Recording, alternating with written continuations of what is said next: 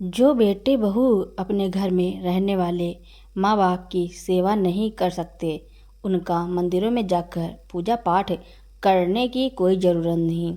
इस प्रकार के बेटे बहू विनीता जी के भी थे, क्योंकि उनकी माँ आज दर दर की ठोकरें खा रही थी। वहीं बेटे बहुएं शहर में मज़े कर रहे हैं। आजकल विनीता जी एक मंदिर के बाहर एक झोपड़ी बनाकर रह रही थी। आज नवरात्रि के दिन माता रानी की पूजा करने के बाद जब माधुरी मंदिर से बाहर निकली और प्रसाद वितरित करने लगी, तो उसने देखा कि मंदिर के पास ही एक घास फूस का छप्पर बना हुआ था। उसे थोड़ा आश्चर्य हुआ, क्योंकि वह छप्पर उसने वहाँ पहले कभी नहीं देखा था। कौतूहलवश उसने पास जाकर देखा तो उस छप्पर के नीचे कोने में एक वृद्ध महिला बैठी हुई थी। माधुरी ने थोड़ा प्रसाद उस वृद्ध महिला को भी दे दिया। उस वृद्ध महिला ने माधुरी को बहुत सारे आशीर्वाद दिए। फिर माधुरी अपने घर लौट आई। वह हर रोज सुबह के समय मंदिर जाया करती थी। एक दिन उसने देखा कि वह वृद्ध महिला निढाल लेटी हुई थी। उसे ऐसा लगा कि जैसे वह बीमार है। यह सोचकर वह उनके पास गई और पूछने लगी, मैं हर रोज़ आपको यहाँ बैठे हुए देखती हूँ, लेकिन आज क्या बात है? आपकी तबीयत ठीक नहीं लग रही। यह लीजिए, थोड़ा सा खाना लाई हूँ, खा लीजिए। ऐसा कहकर माधुरी ने उनकी तरफ भोजन बढ़ाया तो वृद्ध महिला ने अपने कपकपाते हाथ आगे बढ़ा दिए। जैसे ही माधुरी उन्हें खाना देने लगी, तो उसने देखा कि उस वृद्ध महिला के हाथ बुखार के कारण तप रहे थे। अरे, यह क्या, आपका शरीर तो बुखार से तप रहा है और कल का खाना भी ज्यों का त्यों धरा है। चलिए, मैं आपको अस्पताल ले चलती हूँ। अरे हाँ, मैंने तो आज तक आपसे आपका नाम भी नहीं पूछा। आप कौन हैं? माधुरी उस वृद्ध महिला से कहने लगी। तो वह बेचारी कांपती हुई आवाज़ में बोली, बेटा, मेरा नाम विनीता है, लेकिन लोग मेरे गंदे कपड़े और शरीर को देखकर मुझे भिखारिन कहते हैं। तुझे जो नाम पसंद है वह मुझे दे दे, ठीक है? तो मैं आपको अम्मा कहकर बुलाऊंगी। माधुरी पास के ही एक मकान में पेन गेस्ट के तौर पर रहती थी और इस शहर में वकालत की पढ़ाई कर रही थी। उसके घर के पास ही माता रानी का मंदिर था, जहाँ आते जाते वह बूढ़ी अम्मा को भी खाने के लिए कुछ दे देती थी। लेकिन न जाने उस अम्मा के साथ उसका कैसा रिश्ता जुड़ गया था कि आज अम्मा की ओर देखते ही वह समझ गई कि अम्मा बीमार है। अम्मा की उम्र लगभग 75 वर्ष होगी और ज़्यादा चल फिर भी नहीं सकती थी, लेकिन आज वह कुछ ज़्यादा ही कमज़ोर महसूस कर रही थी। माधुरी ने आज उन्हें निढाल देखा तो उनसे पूछ बैठी कि अम्मा, आप कहाँ से आई हैं? माधुरी बार बार उनसे सवाल कर रही थी, परंतु अम्मा कोई उत्तर नहीं देना चाहती थी। बेचारी ने बड़ी मुश्किल से आंखें खोलकर उसकी ओर देखा और फिर आंखें बंद कर ली। यह देखकर माधुरी ने कुछ सोचा और फिर अपने घर जाकर अम्मा के लिए बुखार की दवाई लेकर आई और बोली, अम्मा जी, पहले खाना खा लीजिए, फिर यह दवाई खा लेना। देखना, थोड़ी ही देर में आपकी तबीयत ठीक हो जाएगी। बेचारी अम्मा ने बड़ी मुश्किल से रोटी चबा कर खाई। यह देखकर माधुरी सोचने लगी कि मैं भी कितनी बुद्धू हूँ। अगर रोटी की जगह अम्मा के लिए दलिया या खिचड़ी बनाकर ले आती तो शायद अम्मा आराम से खा पाती। रोटी खाना उन्हें बहुत मुश्किल लग रहा था। जैसे तैसे अम्मा ने रोटी ख़त्म की तो माधुरी ने उन्हें दवाई दी और फिर अपने घर गई। थोड़ी देर बाद अपने कॉलेज को निकल गई, लेकिन बार बार अम्मा का झुर्रियों भरा चेहरा उसके सामने आ रहा था। शाम को जब माधुरी घर वापस लौटी तो जल्दी से थोड़ी सी खिचड़ी बनाकर और दवाई लेकर अम्मा के पास पहुंच गई तो देखा कि अम्मा अब उठकर बैठी हुई थी। लगता है बुखार की दवाई ने अपना असर दिखा दिया है। अम्मा को बैठे देखकर माधुरी को बड़ी खुशी हुई। अगले दिन जब सुबह मंदिर गई तो जाकर अम्मा के पास थोड़ी देर बैठ गई और बोली, अम्मा अब आपकी तबीयत कैसी है? कैसी हैं आप? माधुरी को देखकर अम्मा का उदासी भरा चेहरा भी थोड़ी देर के लिए मुस्कुरा उठा। फिर अम्मा बोली, बेटी मेरी इतनी चिंता मत किया करो। तब माधुरी ने कहा, अम्मा एक बात पूछूं? क्या आपका अपना इस दुनिया में कोई नहीं है? कोई बेटा या बेटी या फिर अपना कोई रिश्तेदार जिसे आप अपना कह सको, जो आपका ख्याल रख सके? माधुरी की बातें सुनकर अम्मा के चेहरे पर उदासी सी छा गई। उनकी आंखें भर आईं। पुरानी तकलीफ़ों की लकीर फिर से गहरा उठी और बोली, ईश्वर से प्रार्थना करती हूँ कि तुम्हारा जीवन सुखमय हो, तुम सदा खुश रहो, तुम्हारी लंबी उम्र हो, दुख की परछाई भी तुम्हारे आसपास ना आ जाए। इस पर माधुरी ने कहा, अरे अम्मा, मैंने इतना कुछ नहीं किया जितने आशीर्वाद आपने दे दिए मुझे। लेकिन अम्मा, अभी तक आपने मेरे सवाल का जवाब नहीं दिया। यह बात सुनकर अम्मा बोली, बेटी मेरा भी एक भरा पूरा परिवार है, लेकिन इसे किस्मत का खेल समझ लो या भाग्य की विडंबना कि सब कुछ होते हुए भी इस बुढ़िया को दर दर की ठोकरें खानी पड़ रही हैं।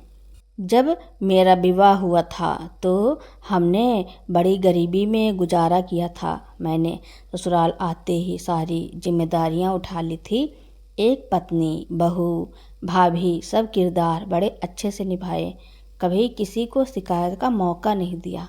सबकी लाडली थी मैं, और अपने ससुराल में आकर ऐसे रच बस गई थी कि जैसे मैं उस घर की बेटी ही हूँ। सास ससुर तो मेरी तारीफ करते नहीं थकते थे। शादी के पूरे 10 साल तक मुझे संतान सुख प्राप्त नहीं हुआ था। 10 वर्ष के बाद भगवान ने 2 बेटे दिए। मैं तो खुशी से फूली नहीं समाती थी। अपने बेटों को देखकर पैसा भले ही अधिक नहीं था, लेकिन अपने बेटों का पालन पोषण बड़े अच्छे से किया था हम लोगों ने। सास ससुर की बीमारी और सब खर्च मेरे पति अकेले उठाते थे। एक समय के बाद मेरे सास ससुर भी चल बसे। अपने परिवार में हम सब बहुत खुश थे। मैं और मेरे पति हमेशा यही कहते कि हमने पिछले जन्म में बहुत अच्छे कर्म किए होंगे, जो ईश्वर ने हमें 2-2 बेटे दिए हैं। हमारा घर तो बेटे बहू पोते पोतियों से भरा रहेगा। मेरे पति की किराने की दुकान थी, जिससे हमारा घर का खर्च आराम से चल जाता था। भगवान की दया से किसी चीज़ की कमी नहीं थी। मेरा बड़ा बेटा पढ़ने में बहुत होशियार था, लेकिन उसे दुकान पर बैठना बिल्कुल पसंद नहीं था। तो उसके बाबूजी ने अपने जीवन की बहुमूल्य पूंजी उस पर खर्च करने में जरा भी संकोच नहीं किया। उसे बड़े शहर में भेजकर अच्छी उच्च शिक्षा दिलाई और देखते ही देखते वह इंजीनियर बन गया। लेकिन उसके बाद वह बड़े शहर का ही होकर रह गया। अपने पसंद की एक अमीर लड़की से उसने शादी कर ली और फिर तो अपने घर आना ही छोड़ दिया उसने। यह सुनकर माधुरी को बहुत दुख हुआ और कहने लगी, अच्छा अम्मा, अपने दूसरे बेटे के बारे में तो कुछ बताइए। फिर अम्मा ने कहा, दूसरा बेटा पढ़ने में इतना अच्छा नहीं था, लेकिन रंग रूप में सुंदर था। जब उसके बाबूजी ने उसे अपनी दुकान पर बैठने को कहा तो उसने हमारी एक न सुनी, उल्टा हमें ही 10 बातें सुना दी कि आप लोग तो चाहते हैं कि मैं जीवन भर आप लोगों की सेवा ही करता रहूं। बड़े भैया को तो आपने इतनी ऊंचाई पर पहुंचा दिया और मुझे इस छोटे से कस्बे में रहने को कह रहे हैं। इतना कहकर मेरा छोटा बेटा भी दूसरे शहर में जाकर नौकरी करने लगा और धीरे धीरे उसने भी आना जाना कम कर दिया। हम लोगों ने उसके लिए अपनी पसंद की लड़की देखनी चाहिए तो उसने साफ इनकार कर दिया और अपने पसंद की एक मॉडर्न लड़की से कोर्ट में जाकर कोर्ट मैरिज कर ली। हमें तो उसने केवल खबर पहुंचा दी थी कि उसने शादी कर ली है, पर त्योहार पर जब भी उसे बुलाते तो आता नहीं था। एक रोज़ पड़ोसी का बेटा, जो मेरे छोटे बेटे का फ्रेंड हुआ करता था, उसने आकर बताया कि आपका छोटा बेटा तो मुंबई में मॉडलिंग करके खूब कमाई कर रहा है। मुझे उसने अपनी फ़ोटो भेजी थी। इतना कहकर अम्मा बोली, दुनिया में मेरे बेटों ने अच्छी पहचान बना ली, लेकिन जिसने दुनिया से उनकी पहचान करवाई, उस माँ को तो उन्होंने दर दर की ठोकरें खाने के लिए छोड़ दिया। बेटों की बेरुखी ने मुझे और मेरे पति को अंदर तक तोड़कर रख दिया था। समय बीतने के साथ साथ वह शरीर से ज़्यादा मन से बीमार रहने लगे थे। दिन रात अपने बेटों को याद में डूबे रहते थे, न खाते थे न पीते थे। धीरे धीरे उनकी ऐसी हालत हो गई कि उन्होंने दुकान भी बंद कर दिया। बस अपने बेटों की तस्वीर को निहार निहार कर दिन रात रोते रहते। एक रोज़ मैंने अपने दोनों बेटों को फ़ोन किया और कहा कि तुम्हारे बाबूजी की तबीयत बहुत ख़राब है और तुम्हें दिन रात याद करते रहते हैं। एक बार उनसे आकर मिलोगे तो उन्हें सहारा हो जाएगा, उनके मन में जीने की आह जगेगी। इस पर बड़े बेटे ने कहा, माँ आप भी कैसी बातें करती हो। आज आपको मालूम नहीं कि मैं यहाँ पर कितना व्यस्त रहता हूँ। अगर मैं 2 दिन के लिए भी अपना काम छोड़ूंगा तो मालूम है मेरा कितना नुकसान हो जाएगा। अब बाबूजी से मिलने के लिए मैं अपना इतना नुकसान करवा बैठूं? मैं इतना भी बेवकूफ़ नहीं हूँ। और दूसरा बेटा बोला कि मेरे पास बिल्कुल भी वक्त नहीं है। मेरी पत्नी भी नौकरी पर जाती है तो मुझे घर और बच्चों के लिए समय निकालना पड़ता है। ऐसा कहकर छोटे बेटे ने भी पल्ला झाड़ लिया। और फिर एक दिन ऐसा आया जिसकी मैंने कल्पना भी नहीं की थी। बेटों के याद में वह दुनिया छोड़कर चले गए और मुझ अभागन को इस क्रूर दुनिया में अकेला छोड़कर चले गए। भाग्य की विडंबना तो देखो, 2 बेटों के होते हुए भी अपने पिता की अर्थी को कंधा देने के लिए कोई नहीं आया। यह काम भी आसपास के लोगों ने किया। शायद उनके नसीब में यही लिखा था। जैसे तैसे उनकी चिंता जल रही थी, वैसे वैसे मेरा मन भी अंदर तक जल रहा था। मन ही मन यह सोचकर हैरान हो रही थी कि क्या इसी दिन के लिए भगवान ने मुझे 2 बेटे दिए थे। ऐसे बेटों का होना ना होना तो एक जैसा ही है। इतनी फूटी किस्मत थी कि पिता की मौत पर भी एक बेटा आंसू बहाने नहीं आया। घर आकर अपने पति की तस्वीर के सामने बैठकर मैं फूट फूट कर रोई कि अब मैं अकेली इस घर में कैसे रहूँगी। अब मैं किसका इंतज़ार करूँगी? कौन खाना खाने के लिए आएगा? कौन मुझे बार बार चाय बनाने के लिए कहेगा? अपने पिता की 13वीं पर दोनों बेटे आए थे। उनसे मिलकर मैं खूब रोई थी। दिल को एक सुकून भी मिला कि चलो कम से कम मुझसे मिलने तो आए। लेकिन 13वीं के अगले दिन ही मेरा बड़ा बेटा मुझसे बोला, माँ मैं अपना मकान बनवा रहा हूँ, इसलिए मुझे पैसा चाहिए। और उसी समय छोटा बेटा भी मेरे पास आया और बोला, मुझे भी अपना एक बिजनेस शुरू करना है, जिसके लिए मुझे पैसों की ज़रूरत है। ऐसा कहकर दोनों ने बैंक में रखे पैसे निकलवा लिए, लेकिन उससे भी उन्हें शांति नहीं मिली। तो मकान को भी जमींदार के पास गिरवी रखवाकर लाखों का कर्ज ले लिया और सारा पैसा 2 हिस्सों में बांटकर अपना अपना हिस्सा लेकर चलते बने। यह बूढ़ी माँ उस कर्ज का ब्याज कहाँ से चुकाएगी, यह तक भी नहीं सोचा। दोनों जिस बेटों के लिए हमने क्या कुछ नहीं किया, आज उनके मन में और उनके घर में अपनी माँ के लिए जगह ही नहीं थी। इतना कहकर अम्मा रोने लगी और फिर बोली कि मेरा पूरा पूरा दिन रोते रोते ही गुजर जाता था। पति के गम में तो मेरा खाना पीना भी छूट गया, जिस कारण शरीर में जान ही नहीं बची दोबारा। कभी ना तो बेटों का फ़ोन आया, ना वह खुद आए। फिर एक दिन जमींदार ने मुझसे कहा कि ना तो तुम मुझे ब्याज चुका रही हो और ना ही कर्ज लौटा रही हो। उसने मुझे 1 महीने की मोहलत दी कि या तो मैं उसका पैसा लौटा दूं, नहीं तो वह मकान पर कब्जा कर लेगा और मकान की नीलामी से अपना कर्ज वसूल कर लेगा। चिंता के कारण मेरी हालत बद से बदतर हो गई।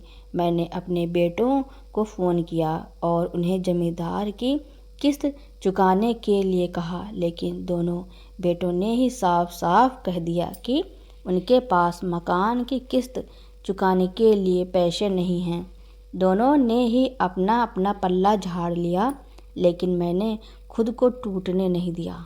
मैंने लोगों के काम धंधे करके जैसे तैसे थोड़ा बहुत पैसा जोड़ा, लेकिन वह पैसा इतना नहीं था कि जमींदार की 1 महीने की किस्त भी जा सके।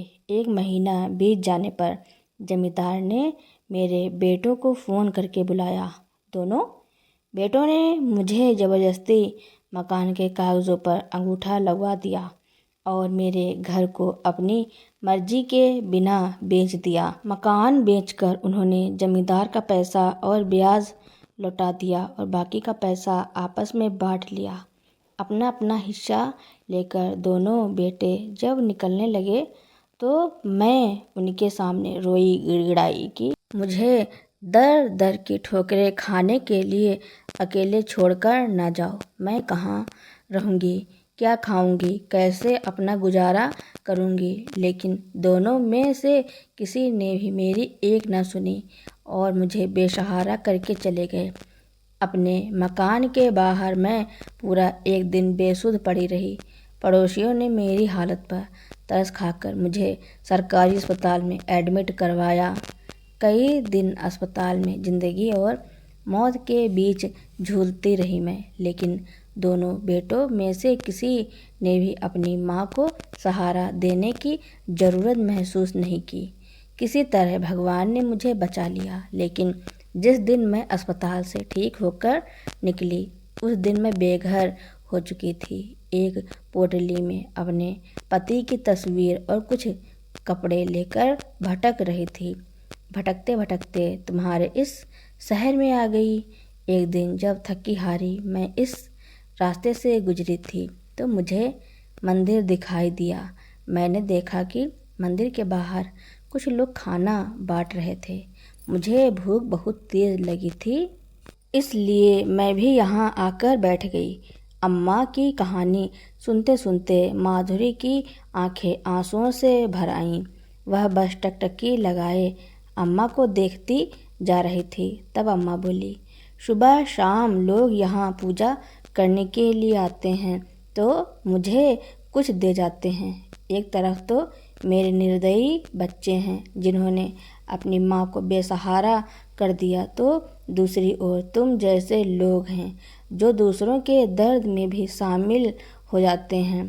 तभी माधुरी बोली, अम्मा, नवरात्रि के दिनों में सभी लोग मंदिर में माता की पूजा करने के लिए आते हैं, लेकिन घर बैठे अपनी माँ को पानी तक नहीं पूछते। अगर घर बैठे माँ का ही ख्याल रख लें तो उनकी इज्जत करें तो मंदिर में बैठी माँ तो वैसे ही खुश हो जाएंगी। जब अम्मा अपने जीवन की बात माधुरी को बता रही थी तो माधुरी अपने फ़ोन से उनका वीडियो बना रही थी। अम्मा की कुछ बातें सुनकर माधुरी ने कुछ सोचा। जब माधुरी अपने घर पहुंची तभी उसके माता पिता का फ़ोन आया। माधुरी ने उन्हें तुरंत मिलने के लिए बुला लिया।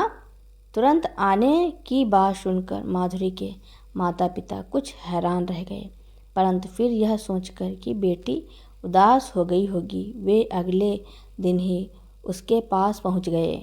माधुरी के पिता कमलेश जी एक बहुत बड़े वकील थे। जैसे ही उसके माता पिता घर आए तो माधुरी ने उन्हें अम्मा का वीडियो दिखाया।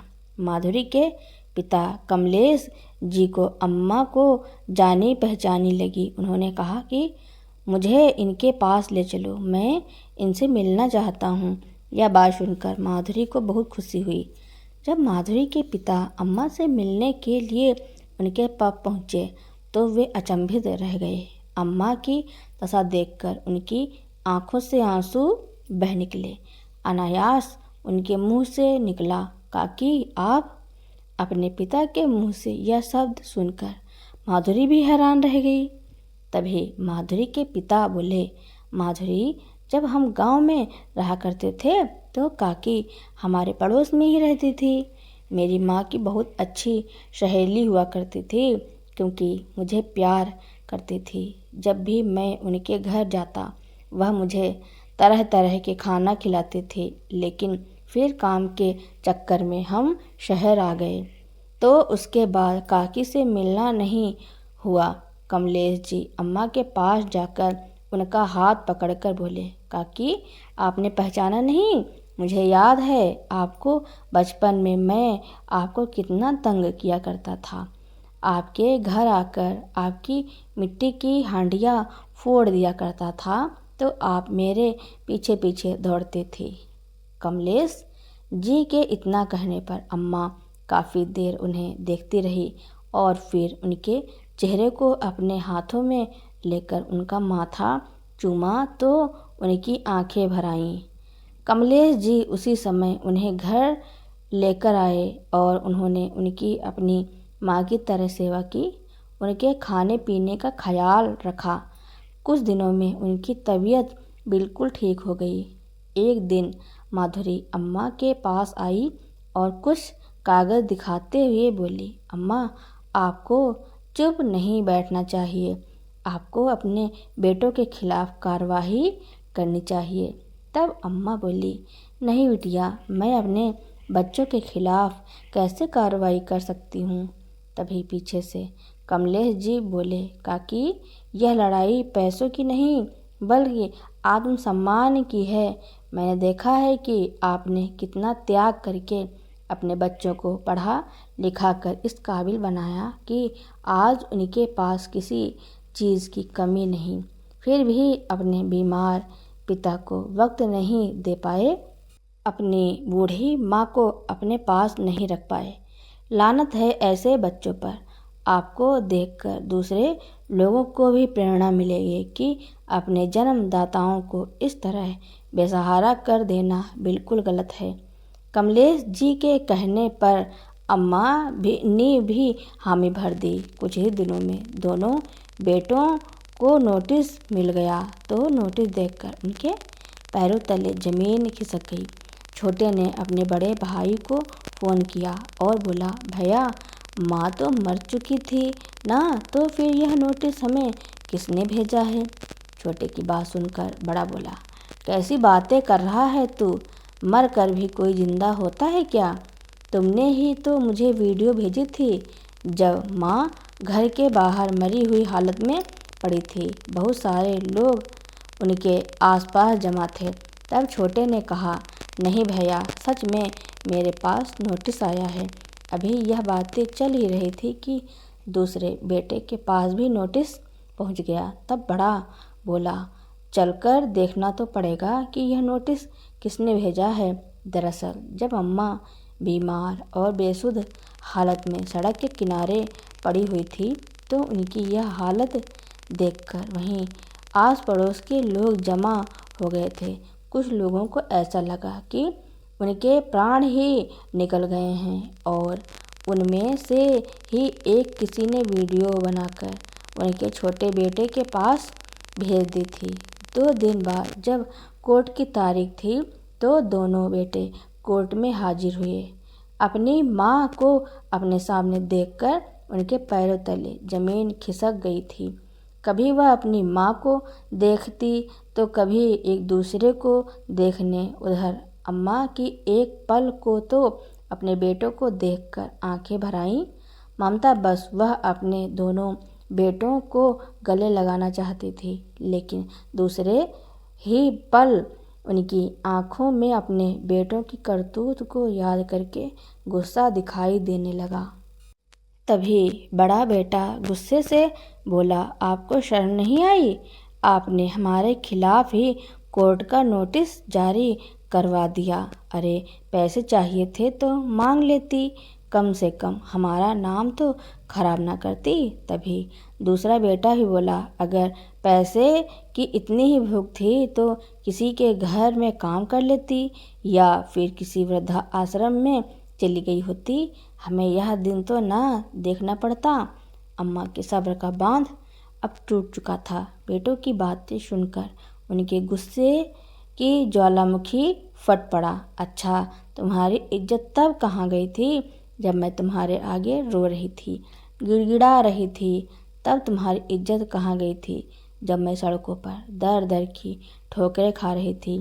क्या तब तुम्हारी इज्जत में चार चांद लग गए थे जब तुम्हारे पिता की अर्थी को भी पड़ोसियों ने कंधा दिया? अरे अपने पिता को मुखाग्नि देने का फर्ज तक अदा न किया गया तुम लोगों से। अपने अपने क्षेत्र में तो तुमने खूब तरक्की की और नाम कमाया, लेकिन वह तरक्की किस काम की जो बेटों को अपने माँ बाप से इतना दूर ले जाए कि उन्हें माँ बाप का दुख, दर्द और आंसू भी नजर न आए। अरे शर्म करो, ऐसी औलाद होने से तो औलाद ना होना ही अच्छा है। तुम्हारे कर्मों की सजा तुम लोगों को आज नहीं तो कल जरूर मिलेगी। अपनी माँ की यह बातें सुनकर दोनों बेटे हैरान खड़े रह गए। उसी समय जज साहब ने दोनों बेटों को अंदर बुलाया। माधुरी भी अम्मा को लेकर अंदर गई। पूरा मामला सुनने के बाद जज साहब ने फैसला किया कि एक निश्चित समय पर एक निश्चित राशि दोनों बेटों के द्वारा अपनी माँ को दी जाएगी और दोनों बेटे बारी बारी से पूरे सम्मान के साथ अपनी माँ को अपने पास रखेंगे और यदि वे ऐसा करने में असफल रहते हैं तो उनके खिलाफ कार्रवाई हो जाएगी। यह फैसला सुनते ही कमलेश जी खुश हो गए और माधुरी तो खुशी के मारे अम्मा के गले ही लग गई। अम्मा के गले लगाते हुए माधुरी बोली, अम्मा आप जीत चुकी हैं, अब आपको हर महीने आपके बेटे पैसे देंगे और अपने साथ रखेंगे। माधुरी यह सारी बातें कहती जा रही थी, लेकिन उसी समय माधुरी ने महसूस किया कि अम्मा के शरीर में जान ही नहीं थी। उसने जैसे ही अम्मा की ओर देखा तो वह हैरान रह गई, क्योंकि अम्मा तो इस निर्दयी दुनिया को छोड़कर जा चुकी थी। केस तो अम्मा जी जीत चुकी थी, लेकिन अपने बेटों के घर जाने से पहले ही उन्होंने अपने प्राण त्याग दिए। उनके दोनों बेटों को तो लगा कि माँ ने कोर्ट में घसीटकर हमसे बदला ले लिया, लेकिन उस माँ के ऊपर क्या बीती होगी यह नहीं जानते थे। शायद अम्मा अपने बच्चों की एक झलक पाने के लिए ही जिंदा बची थी, जो अपने अंतिम समय में बस अपने बच्चों को देखना चाहती थी। उन्होंने कभी नहीं सोचा होगा कि उन्हें ऐसा भी दिन देखना पड़ेगा और अपने बच्चों पर ही केस करना पड़ेगा। अपने बेटों का व्यवहार वह सहन ना कर पाई और अंत में इस निर्दयी दुनिया को छोड़कर चली गईं। यह बात जब उनके बेटों को पता चली तो वह दौड़े दौड़े उनके पास आए और अपनी माँ को पुकारते हुए आंसू बहाने लगे। बेटे माँ को देखे जा रहे थे, लेकिन जैसे ही उन्होंने अपनी माँ को छूना चाहा तो माधुरी ने उन्हें रोक दिया और चिल्लाकर बोली, मैं तुम जैसे निर्दयी और पापी लोगों को इस देवी को छूने तक नहीं दूंगी। तुम लोग इनका अंतिम संस्कार नहीं करोगे। अम्मा के मृत शरीर को माधुरी और उसके पिता अपने घर लेकर गए। अम्मा की मृत्यु पर माधुरी बहुत रोई और माधुरी के पिता ने उनका अंतिम संस्कार किया। लोग विनीता जी के बेटे बहुओं पर थू थू करते हैं, कहते हैं ऐसे बेटे बहू होने से अच्छा ना हो तो ठीक है। अब दोनों बेटे किसी से नज़रें नहीं मिला पा रहे थे, क्योंकि उन्होंने काम ही ऐसा किया है। यह खबर हर अखबार और न्यूज़ चैनलों पर चल रही थी। अब विनीता जी तो दुनिया से जा चुकी थी, मगर उनकी चर्चा हर जगह हो रही थी। तो दोस्तों, विनीता जी ने अपने बेटों के साथ जो किया उसके बारे में आपका क्या कहना है और यह कहानी आपको कैसी लगी कमेंट में ज़रूर लिखना। मेरी कहानी सुनने के लिए आपका बहुत बहुत धन्यवाद।